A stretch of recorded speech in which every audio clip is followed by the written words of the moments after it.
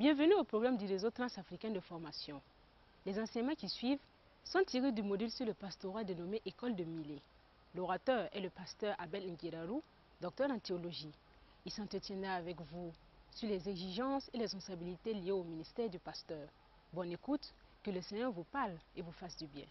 En continuant avec ce manuel, nous avons vu et terminé avec Dieu comme propriétaire de l'Église. Nous prenons une deuxième affirmation, que les chrétiens, hommes et femmes, sont rachetés par Dieu. Et il faudrait que je développe un peu la nature encore de ce rachat. L'image de rachat évoque l'image d'une transaction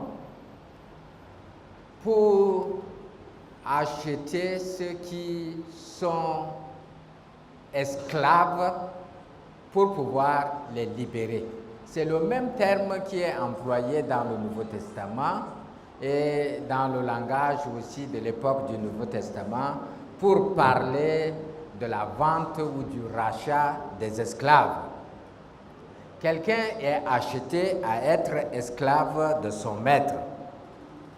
Quelqu'un d'autre peut venir encore racheter cet esclave-là pour qu'il soit libre.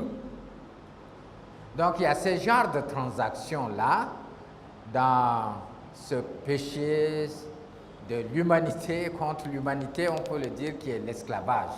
De prendre un être humain créé à l'image de Dieu et de faire de cette personne-là un objet qu'on peut acheter ou qu'on peut vendre. Ça, c'est le drame de la manifestation du péché. Et alors, cette transaction, qui n'est pas si glorieuse, si intéressante, l'apôtre Paul l'a utilisée pour parler de notre rachat, de la main du diable où nous étions tenus esclaves. Nous étions esclaves au péché, des esclaves, propriété du malin, de Satan, du diable, sans aucune possibilité, sans aucune force de nous libérer nous-mêmes. L'apôtre Paul utilise le même langage pour dire que Jésus est venu de la part de Dieu pour nous rendre libres, nous racheter au prix comptant par son sang et nous rendre libres. Ce prix de rachat, je répète, surpasse l'or et l'argent dans les transactions humaines. Quand bien même ce qui dirige le monde aujourd'hui, ce sont ces bouts de papier ou ces pièces. On donne une certaine confiance à un bout de papier qu'on appelle argent. Et ce bout de papier-là dirige le monde aujourd'hui. La valeur d'une monnaie se mesure par de l'or. La quantité d'or, ou selon nos frères et sœurs économistes, ça veut mieux évaluer cela. Mais en tout cas, ce qui dirige le monde aujourd'hui, c'est l'argent. Ça s'appelle l'argent. Et c'est un bout de papier, mais on a fait confiance. Et on lui a donné une valeur au-dessus de toutes les valeurs. Ça dépasse même la valeur d'un être humain. Pourtant, la valeur que Dieu a utilisée pour nous arracher de la main du diable, c'est la valeur de la personne de Jésus-Christ mort en versant ce sang-là. Ça ne peut pas être comparé à l'argent et à l'or qui sont périssables, qui peuvent être dévalués. Le sang de Jésus-Christ, une valeur inestimable, dépasse l'or et l'argent. Alors, pourquoi c'est important de comprendre cela même dans l'image de l'esclavage? C'est que le pasteur, en comprenant cela, comprend la valeur de chaque chrétien.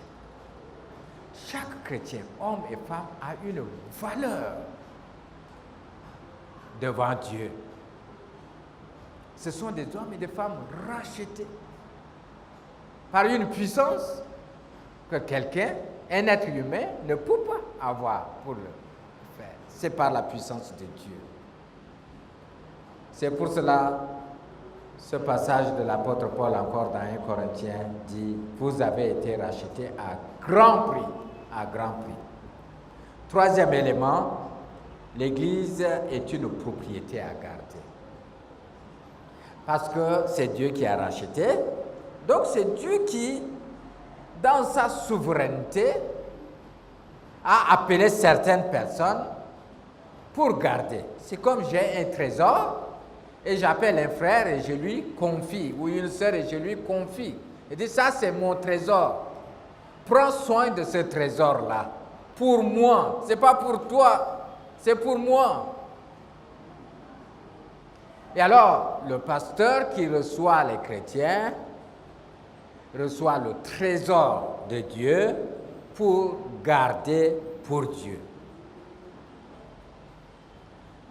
Ici, garder dans le contexte de ce que l'apôtre Paul disait au pasteur d'Éphèse, il disait qu'il faut garder même contre les loups cruels.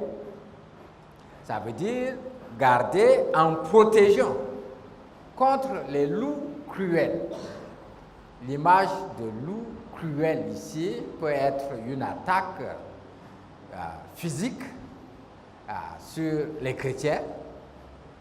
C'est d'abord une image qui traduit une attaque physique. Le loup, quand il vient pour dévorer. Et c'est possible que des chrétiens qui sont placés sur notre garde peuvent être menacés physiquement. Mais c'est tout aussi vrai que nous n'avons pas toutes les forces à les protéger tous physiquement contre un danger physique. Je me rappelle pendant les moments de guerre aussi dans mon pays, j'étais à l'étranger quand la guerre a éclaté et puis je rentrais au pays et j'ai été arrêté par les contrôleurs sur les routes de ce pays étranger. Ils me disent « Mais pourquoi tu rentres au pays? Il y a la guerre chez toi. Pourquoi tu rentres au pays ?» Et c'est vrai que je peux trouver un refuge ailleurs parce que je suis un être humain. Mais comme moi-même et beaucoup d'autres collègues, la pensée qu'il y a les chrétiens. Parce qu'on est pasteur, on n'est pas là, on ne sait même pas ce qui leur arrive, ils sont en débandade, ils ont besoin de la présence du pasteur. Et cela m'a interpellé. Cela m'a interpellé aussi parce qu'un des chrétiens, pendant cette guerre-là, a écrit un article et le titre était « Voici ces pasteurs qui fuient ». Ça, c'était pendant la guerre. « Voici ces pasteurs qui fuient ».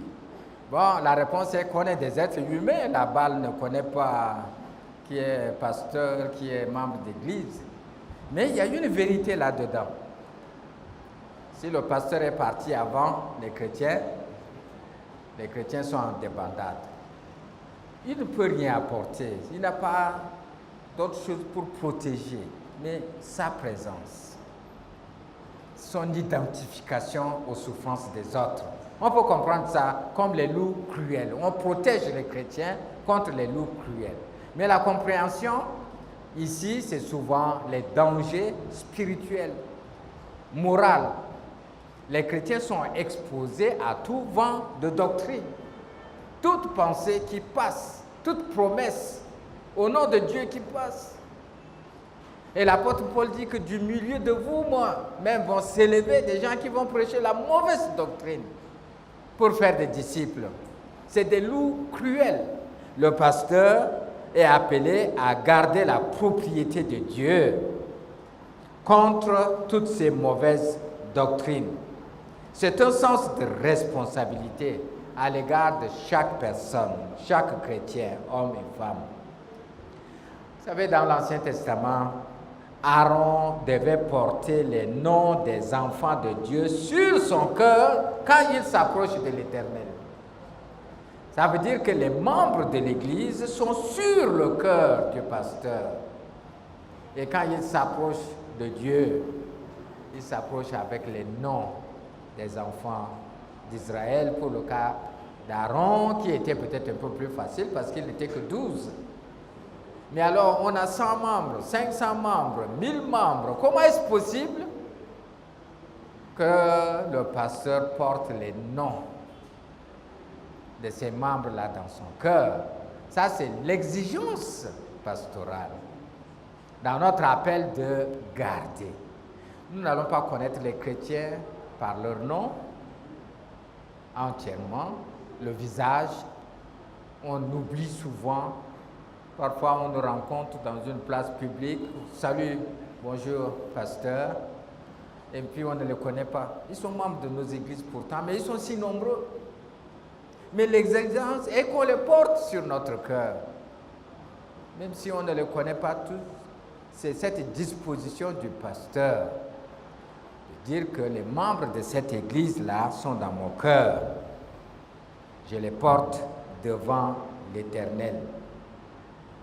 Voilà une première partie de la nature de l'Église comme propriété de Dieu à garder.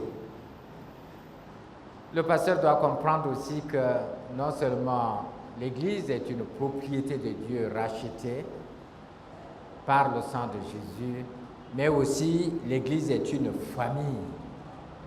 Elle est constituée des hommes et des femmes, des membres qui composent une seule famille, une nouvelle famille. Et là, nous avons souvent dans le Nouveau Testament l'expression juif et grec. Juif et grec qui revient souvent. L'expression aussi que nous sommes une famille. L'Église locale est en réalité une famille qui est nouvelle. L'accent tombe sur nouvelle, parce que dans la société du Nouveau Testament, il y a les Juifs, il y a les Grecs, ça c'est les races, les tribus, et puis il y a les classes sociales, il y a les libres, il y a les esclaves, il y a des classes, même de genre, il y a les hommes, il y a les femmes.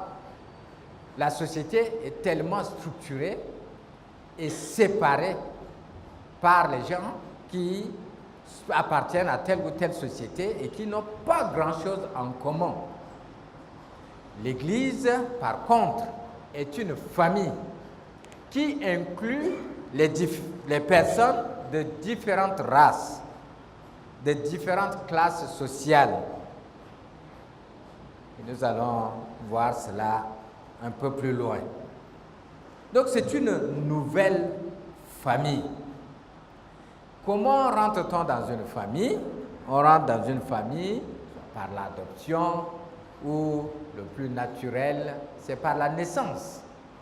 Les enfants naissent d'un couple et constituent une famille. De la même manière, l'Église est constituée des hommes et des femmes qui sont nés d'une naissance surnaturelle. Et il y a un passage qui, après plusieurs années d'abord de ministère, j'ai réfléchi, j'ai découvert et réfléchi un peu plus profondément. C'est Jean chapitre 1, versets 12, 13, 14, où il est parlé de cette nouvelle famille, à tous ceux qui l'ont reçu, à ceux qui croient en son nom, il a donné le pouvoir de devenir enfants de Dieu. Et le verset continue, lesquels sont nés, non ni de la chair, ni de la volonté de la chair, mais ils sont nés de Dieu. C'est le langage d'une naissance naturelle dans une famille. Dans l'Église aussi, ce sont ceux qui sont nés d'une naissance surnaturelle, spirituelle, qui font partie de cette famille-là. Le pasteur doit comprendre cela, s'approprier que les personnes qui sont devant lui, il ne les regarde pas comme des gens qui sont nés de telle ou telle tribu, mais ils regardent des gens qui sont sortis de plusieurs tribus et qui sont nés par une naissance spirituelle, qui composent maintenant la nouvelle famille de Dieu, distincte des familles dans la société. C'est distinct, c'est différent. C'est une nouvelle famille. Et cela, on le voit vivre déjà dans Actes chapitre 2, verset 47. Cette première communauté des chrétiens, comment ils venaient ensemble, ils mangeaient ensemble, ils priaient ensemble, ils partageaient leurs biens. C'est une nouvelle communauté. Oh, c'est beau à voir, cette nouvelle communauté. Et cette beauté-là, c'est sa différence de la société. L'apôtre Jean donc explique que cette naissance chrétienne, cette naissance surnaturelle, émane des parents qui ne sont pas des parents naturels, émane surtout de Dieu. La naissance surnaturelle émane de Dieu. Aussi vrai que la naissance naturelle émane des parents naturels de sa tribu, c'est tout aussi vrai, et plus encore, que la naissance spirituelle émane uniquement de Dieu. C'est si important à savoir. La volonté de la chair et la volonté de l'homme est différente de la volonté de Dieu. Pour expliquer encore davantage, moi je viens d'une tribu qui s'appelle les Ngambai au Tchad. Et je ne sais pas pourquoi je suis né dans cette tribu, personne de nous n'a choisi d'être ce qu'il est. Mais je suis né dans cette tribu. Ça, c'est la volonté de mes parents Ngambai, la volonté de la chair. Ça, c'est la naissance naturelle. Et puis, ça va être que je sois tchadien. Mais la naissance surnaturelle, ça vient de Dieu. De sorte que tous les Ngambai de ma tribu ne vont pas aller au ciel automatiquement parce qu'ils sont Ngambai. Non, il faut qu'ils soient nés de nouveau. Et c'est la seule naissance qui peut m'amener à m'identifier à vous dans ce pays comme une nouvelle famille. Nouvelle famille. Je vais aller dans un autre pays avec mon passeport, avec les cartes d'identité, parce que c'est la règle selon l'organisation sociale étatique de nos nations. Mais qui va présenter un passeport pour rentrer dans une église? Parce que le seul passeport, c'est cette naissance spirituelle. Ceux qui croient en lui, il a donné le pouvoir de devenir des enfants de Dieu. Alors, je fais aussi une différence entre les enfants de Dieu et les créatures de Dieu. Tout le monde est créature de Dieu. Toutes les races, toutes les tribus, les êtres humains sur cette terre sont des créatures de Dieu. Les voleurs, les brigands, les musulmans, les athées, tout ce monde-là sont des créatures de Dieu. Mais tous ne sont pas enfants de Dieu. Selon ce passage, les enfants de Dieu sont ceux qui sont nés d'une naissance spirituelle. C'est pourquoi Jean, dans sa vision encore du rassemblement autour du trône de Dieu, il voyait les gens de toute nation, de toute tribu, de tout peuple, de toute langue. Ça, c'est la vision qui va venir.